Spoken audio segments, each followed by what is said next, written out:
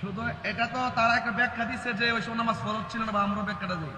সে বলছে যে জীবনে কোনোদিন নামাজই পড়ে নাই, অথচ নামাজ ফরজের আগে যে নামাজ পড়ছে এই মর্মে হাদিস আছে। হাদিস আছে। মান সাল্লাল্লাহু আলাইহি ওয়াসাল্লাম সুবহানাল্লাহ কুবরা ওয়া আলী ইবনে আবি তালিব ওয়া জাফর রাদিয়াল্লাহু তাআলা নামাজ ফরজ হওয়ার আগেও আমির হামজা সিনচিন না আপনারা সিনচিন না আপনারা এটার সাথে আমাদের সুন্নিদের কোনো সম্পর্ক নেই।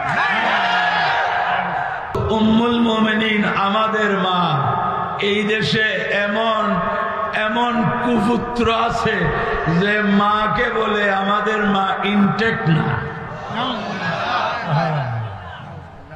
বলুন আপনারা, কোন ছেলের মায়ের যদি একাধিক বিয়ে হয়ে থাকে, কোন সুসন্তান কি বলবে আমার মা ইনটেক্ট না? এই দেশে আমরা মোল্লা মৌলবীদের জবানে শুনলাম খাদিজাতুল কুবরা ইনটেক্ট না।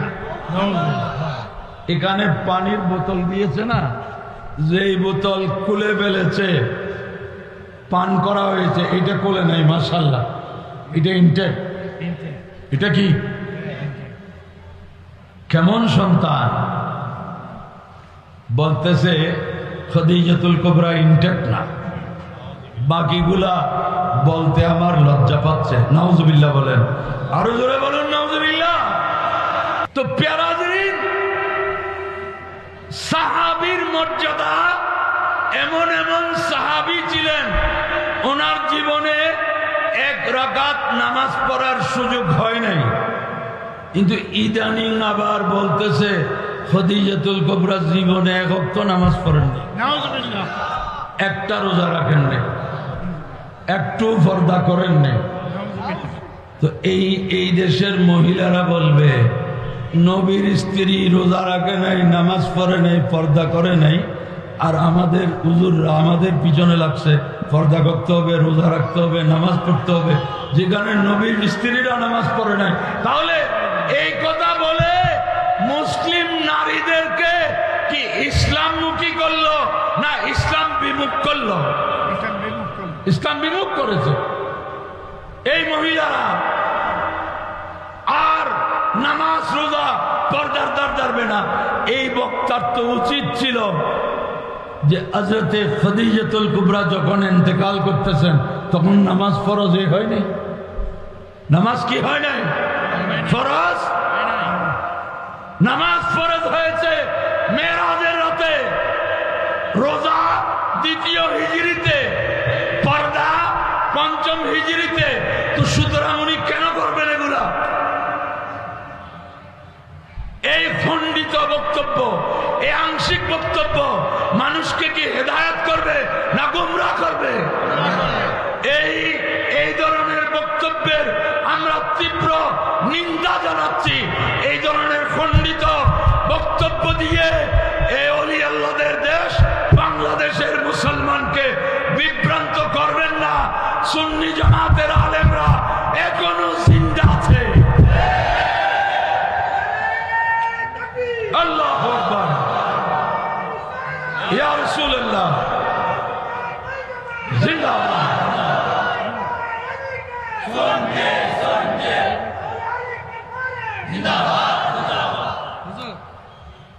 শুধু এটা তো তারা একটা ব্যাখ্যা দিচ্ছে যে ওই সময় নামাজ ফরজ ছিল না, বা আমরা ব্যাখ্যাটা দিই।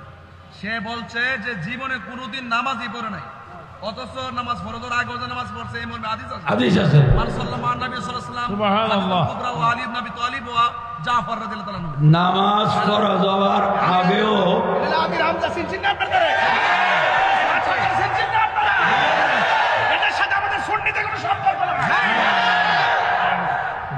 প্যারাজরিন, নামাজ আগের মিল্লাতে হানাফিয়া অনুসারে আমার নবীও আগে নামাজ পড়েছেন।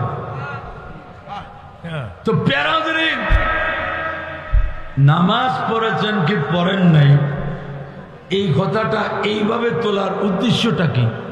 বক্তব্যের উদ্দেশ্য বুঝতে হবে। এই দেশে এমন বাতিলরা আছে যারা নবীকে নিয়ে কতবাক করছে, বলে নবী শ্রেষ্ঠ হয় এলমের দিক থেকে, বাকি আমল বলে আমলের মধ্যে উম্মত কোন কোন সময় নবীর সমান হয়ে যায়, আবার কোন কোন সময় দৃশ্যত নবীর থেকে বেড়েও যায়। আরো জোরে বলুন না নাউযুবিল্লাহ। না না, এটা হচ্ছে তাহজিরুন নাসে, তাহজিরুন নাস কিতাবের ৩য় পৃষ্ঠায় আছে। নশরুত্তিব ফি যিকরিন নবিয়্যিল হাবিব, এই কথা নেই। এটা হচ্ছে তাহজিরুন নাসে কাসেম নানুতুবি সাহেব লিখেছেন।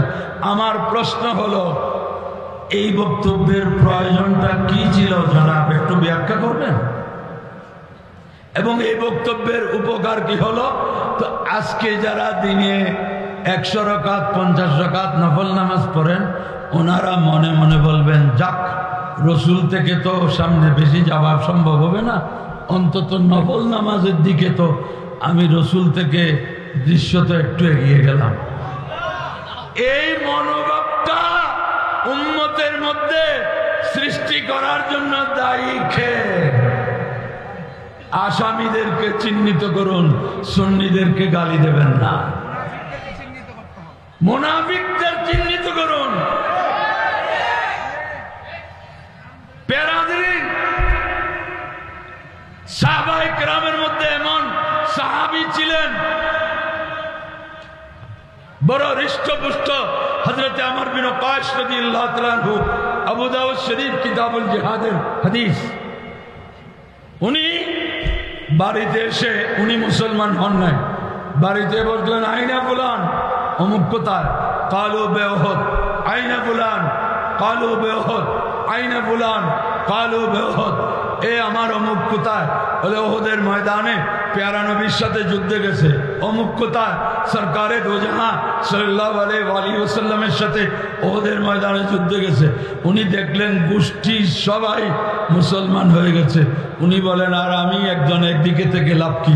উনি উঠানে দাঁড়িয়ে বলেন, কাদ আসলামতু, আমি মুসলমান হয়ে গেলাম। সুবহানাল্লাহ, কলমা পড়ে ফেললেন। আর উঠা ঘরের আঙ্গিনা থেকে যুদ্ধের ময়দানের দিকে যাচ্ছেন। কোথায় যাচ্ছেন? মুসলমানদের তাবুর দিকে, মুসলমানদের ক্যাম্পের দিকে।